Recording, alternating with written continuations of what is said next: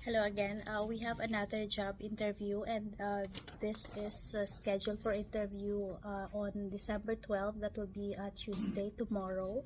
The interview venue will be in our office in Tokyo at Kanda Station. So the job description for this is a farming, or this is a agricultural work. So we are looking for 4 people to apply for this one.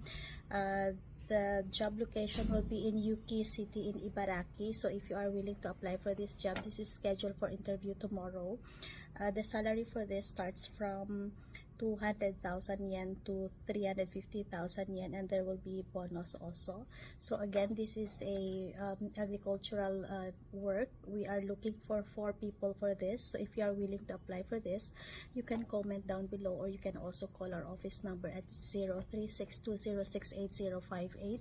For other jobs, we do have a job also, which this is a warehouse work, which is scheduled also for interview tomorrow, Tuesday.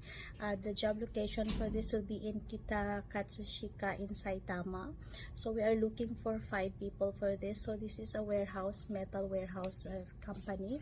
So if you are willing to apply for this, the salary for this will be up to 26 mang, or 260,000 yen, and there is no bonus for this job. So if you are willing to apply, please comment down below. Thank you.